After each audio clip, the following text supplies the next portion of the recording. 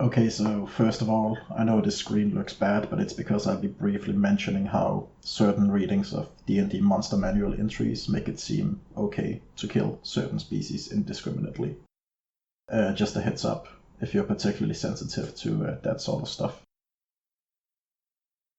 Also, spoiler warnings for all of Final Fantasy XIV, especially recent main quest content. I'm sorry, but they died by your hand. You sacrificed them to summon Titan.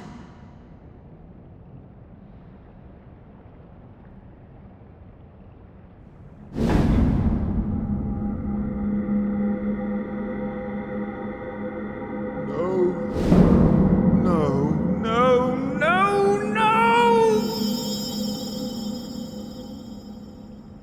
Why? Why would I do such a thing?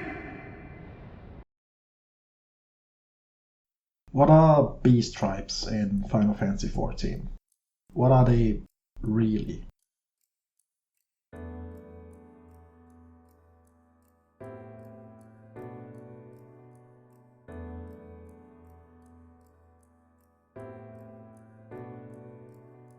When I was still in my adolescence, I spent a lot of time playing Neverwinter Nights. Imaginative child that I was, I fell in with the role-playing community and I started playing on Persistent Worlds, which were servers that were set up to tell a continuous story, kind of like a mini MMO, with the biggest servers having populations hovering around 60 or 80 players logged on at once. I learned a lot of things spending my time on these servers. One thing that was drilled into my mind pretty heavily though was that monster races were evil, as a rule, and that the members of the race that were not were outliers. That might seem a bit simplistic and straightforward, and don't get me wrong, it definitely was, and it really narrowed the kind of stories that we could tell in a very limiting way. But this did not just materialize out of nothing.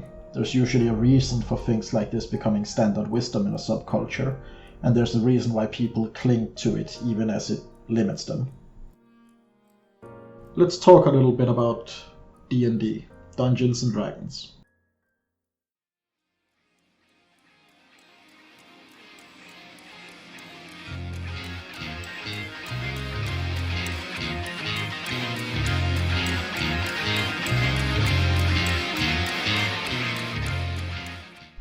Now, I like D&D. I play a lot of D&D to this day. But D&D has a design problem that leaks from its gameplay into the fiction and lore that a lot of D&D games need to have as a result of that gameplay. D&D is at its roots a game about killing monsters, taking their stuff, becoming stronger, and then doing it all over again. You can do all sorts of things with this setting, and since D&D is by far the most popular tabletop game, people have really brought it all sorts of places in terms of storytelling, themes, atmosphere, and house rulings. You can do some really impressive stuff with a little bit of goodwill around your table. At the end of the day though, unless you completely forego a huge part of the game, D&D still comes down to that fundamental gameplay loop. Kill monsters, take their stuff, become stronger, repeat. You're supposed to be the hero, standing against impossible odds with only your ragtag group of misfits to help you out. What exactly have the monsters done to deserve this? That's not a rhetorical question. D&D has and does provide all sorts of reasons. Let's look at 3 examples from the newest edition of the game. Orcs, half-orcs, and gnolls. Orcs gather in tribes that exert their dominance and satisfy their bloodlust by plundering villages, devouring or driving off roaming herds, and slaying any humanoids that stand against them. After savaging a settlement, orcs pick it clean of wealth and items usable in their own lands. They set the remains of villages and camps ablaze, then retreat whence they came, their bloodlust satisfied. Their lust for slaughter demands that orcs dwell always within striking distance of new targets. As such, they seldom settle permanently, instead converting ruins, cavern complexes, and defeated foes' villages into fortified camps and strongholds. Orcs build only for defense, making no innovation or improvement to their lairs beyond mounting the severed body parts of their victims on spiked stockade walls or pikes jutting up from moats and trenches. The one-eyed god Groomsh created the orcs, and even those orcs who turn away from his worship can't fully escape his influence. The same is true of half-orcs, though their human blood moderates the impact of their orcish heritage. Some half-orcs hear the whispers of Groomsh in their dreams, calling them to unleash the rage that simmers within them. No goodness or compassion resides in the heart of a gnoll. Like a demon, it lacks anything resembling a conscience, and can't be taught or coerced to put aside its destructive tendencies. The gnoll's frenzied bloodlust makes them an enemy to all, and when they lack a common foe, they fight among themselves. This all gives you a rather uncomplicated alibi to do your thing. Kill monsters, take their stuff, become stronger, repeat. They're a blight upon the world, and it is in their blood. In their blood? That seems rather excessive, doesn't it? But that's just it. If it's an essential, unchanging part of what they are, written into their bones, then what good can they really ever do? When I played Neverwinter Nights, you would often hear those good-aligned half-orcs lament about the rage in their blood, and how they had to constantly fight their orc half. That was the accepted way to play a good-aligned half-orc, constantly playing a character who was apologizing for being.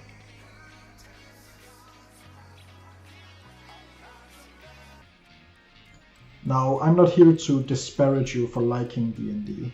Don't get me wrong, I like D&D a lot. But the fundamental gameplay loop needs this kind of assumption. There needs to be an inexhaustible number of enemies who are uncomplicated to kill, so that you can, say it with me, kill monsters, take their stuff, become stronger, repeat. The Monster Manual says as much in the introduction on page 4, when it asks, what is a monster? A monster is defined as any creature that can be interacted with and potentially fought and killed. Even something as harmless as a frog or as benevolent as a unicorn is a monster by this definition. The term also applies to humans, elves, dwarves, and other civilized folk who might be friends or rivals to the player characters. Most of the monsters that haunt the D&D world, however, are threats that are meant to be stopped. Rampaging demons, conniving devils, soul-sucking undead, summoned elementals, the list goes on.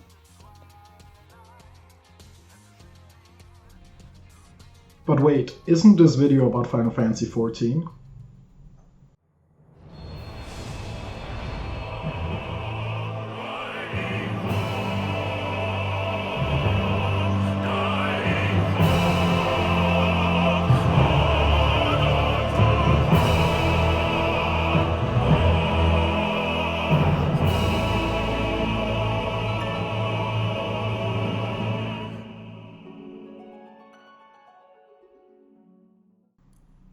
I've been playing Final Fantasy XIV a lot.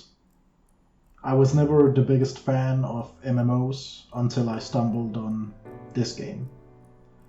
I tried World of Warcraft, Guild Wars, Elder Scrolls Online and so on, but nothing hooked me like Final Fantasy XIV did. I dove in head first, and except for one break between A Realm Reborn and Heavensward, I have not stopped playing since I started. And that brings us back to the so-called beast tribes. No, we won't be fooled. Not again. At first glance, beast tribes are in the same mold as the monsters of D&D. They're fodder for your journey towards self-betterment. which is reached by much the same route. Kill monsters, take their stuff, okay, you get it by now. But that narrative gets complicated, slowly and subtextually at first, and then all at once in huge, emblazoned, flaming text. Men cannot be trusted! The bounty of the land was to be ours, and yours the bounty of the sea. But you broke the pact! Violated, breached, broke! Unready as we were! What choice had we but to call upon the divine to rid ourselves of your tyranny? In 2019, the third expansion for Final Fantasy XIV, known as Shadowbringers, was released. A lot can be said about Shadowbringers. It's a lovely story, it's great, it's very tear-jerking, and I think a lot of people who've played through it will agree that it gets very sad sometimes. But for our purposes, what is interesting about Shadowbringers is that it takes place in an alternate world from the one that you're usually playing on. All of the other expansions and the base game of Final Fantasy XIV takes place on a world that is now known as the Source. Well, the world is known as Eorzea, but the Source is the version of Eorzea that most of the expansions take place on. Shadowbringers takes place on another version of this same world that is known as the First. Now, the interesting thing about the Source and the First is that the same species exist on both worlds, but they're different. Not that they're biologically different or anything, they are culturally different. One thing that stood out to me early in Shadowbringers is the way a different history has so fundamentally changed the people of the First in comparison with the people of the Source. Setting aside the weird pet theories, I've heard some people espouse that elves and Ellison or Lalafell and dwarves aren't really the same species, because obviously they are. Here are the people groups you know, but different. Different naming conventions, different cultures, and what makes them different? A different history. Because we are what happened to us. I think that the First shows that in Final Fantasy XIV, just like in our world, our patterns of thought are not shaped by some genetic code or essential nature. The difference between a Mikote and a Mistle is cultural. It's not because Mistle have some sort of inbuilt love of technology that they so often become mechanists on the First, because Mikote do not have some sort of inbuilt love for technology. Their love for technology is cultural, just like the Mikote clan structure is cultural. In Final Fantasy XIV, blood is not a chain. It doesn't bind you to a specific way of being. What are the Amiljar known for on the Source? They're warriors, they worship Ifrit, they like fire. Is this association with fire some sort of inherent quality of the species? In that case, no one told the Dzun. The Dzun are herders, formerly nomadic people who are valued in the Crystarium for their skill in raising livestock and for being skilled in handling Chocobo and Amaro. And that gives us an insight into the so-called Beastmen more broadly. They aren't doing this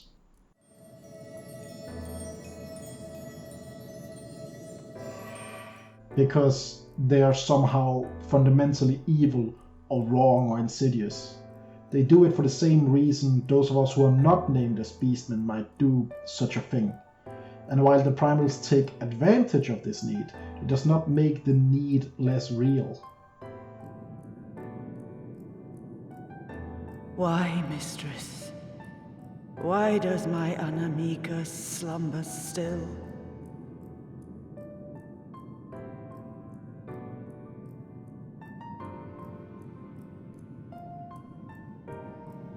Look thee on her face, supplicant. Thy prayer hath been answered. Flesh sundered hath been made whole. Blood spilt runneth through her veins. Breath stolen filleth her breast.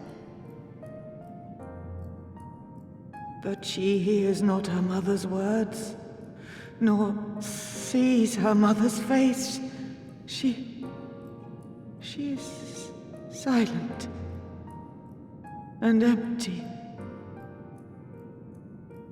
Only the vessel may be remade, not so the flame which flickered within. Her soul hath been scattered to the four winds.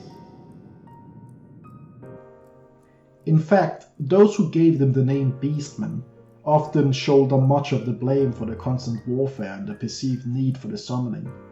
We've seen it recently with the Limsa Lominsa storyline in the MSQ, and I absolutely love the road we're currently walking down with the Beastmen tribes. In violation of the spirit, if not the letter, of the pact, we took your lands for our own. The fault lies wholly with us. That's not the whole story though, is it? There's also tempering. But what's interesting to me is not the exact dimensions and mechanics of tempering, also this script is already a bit too long, but what happens when the tempering is broken, and what isn't just forgotten, as if everything is fine. It was wrong of me to hurt my own in the name of the Great Father. Sinful, evil, wrong. But that doesn't mean there can be peace between us.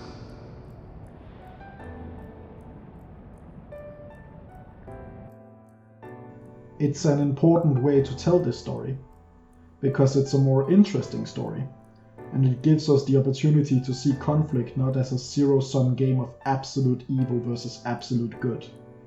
It creates complexity that would otherwise be glossed over. It reminds us that the people do things, not because they are inherently evil, but because they've been brought to that place by circumstance. In Final Fantasy XIV, Beastmen are people. Just like Mikode, or Hrothgar, or Hjor, or Ellison. Just like everyone else, they care about their kin, and won't let them be hurt without answering in kind.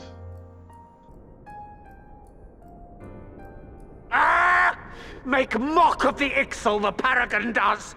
Turns kin into puppets, pits brother against brother! Free them from his grasp, we shall!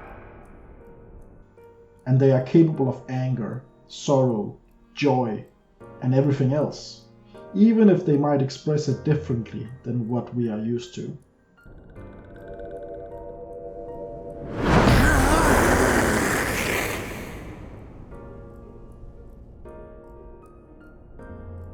I beg your pardon?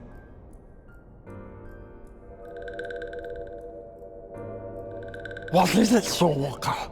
Do not express your passion thus! These antagonisms are not written into the blood of the Beastmen, or the blood of those who named them Beastmen. If the will to change is present, then change is inevitable, even though it will be hard and there will be stumbles along the way.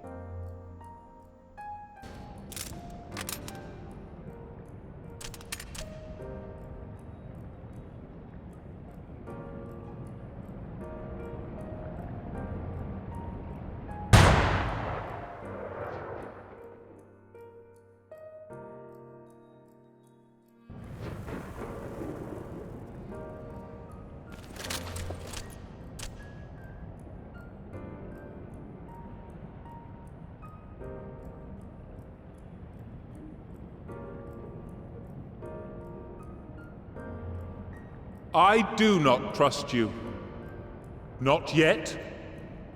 But Gabu does. And I will trust him.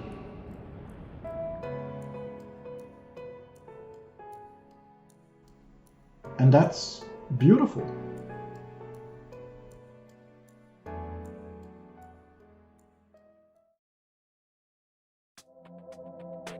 That was it. That was my first video ever. I hope you liked it. and I guess you did if you watched this long. If you did like it, maybe throw it a like, subscribe maybe, share it with a friend who might like it as well.